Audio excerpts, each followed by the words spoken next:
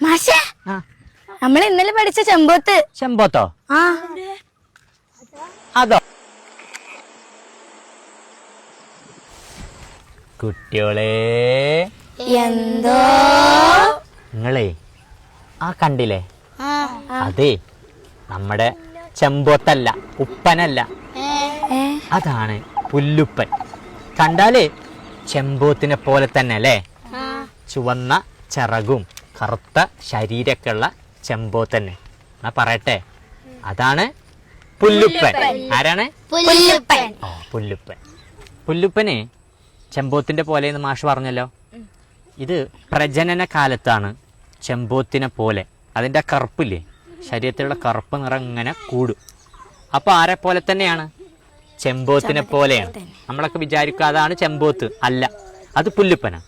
ഈ പുല്ലുപ്പനും ചെമ്പോത്തും തമ്മിലുള്ള പ്രധാന വ്യത്യാസം എന്താ അറിയോ? ഇതാ അങ്ങോട്ട് വെക്ക്. അതാണ് ചെമ്പോത്ത്. ശരിക്കാണ്ടോ? ചെമ്പോത്തിന്റെ കണ്ണ് ചുവപ്പാണ്.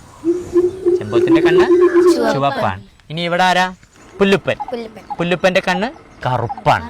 പുല്ലുപ്പന്റെ കണ്ണ് കറുപ്പാണ്. ഈ പുല്ലുപ്പനും നമ്മുടെ ചെമ്പോത്തും, ഉപ്പൻ പുല്ലുപ്പൻ.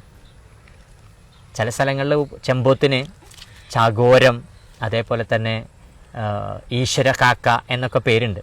കാക്കയാണെന്ന് തോന്നിപ്പോകും കേട്ടോ ചെമ്പോത്തിനെ കണ്ട. പക്ഷേ അതെന്തല്ല, കാക്കയല്ല, കുയിൽ വർഗത്തിൽപ്പെട്ട ഒരു പക്ഷിയാണ്.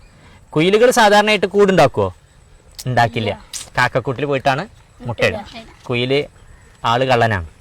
പക്ഷേ നമ്മുടെ ഈ ചെമ്പോത്ത്, നേരത്തെ പറഞ്ഞ പുല്ലുപ്പനൊക്കെ അല്ലേ, അവരൊക്കെ കൂടുണ്ടാക്കി മുട്ടയിട്ട് അടയിരുന്ന് ആണ് കുഞ്ഞുങ്ങളെ വിരിയിക്കുന്നത്. കാക്കക്കൂട്ടിൽ മുട്ടയിടുന്ന കുയിലിനേക്കാൾ ഉഷാറാണ് ആര്?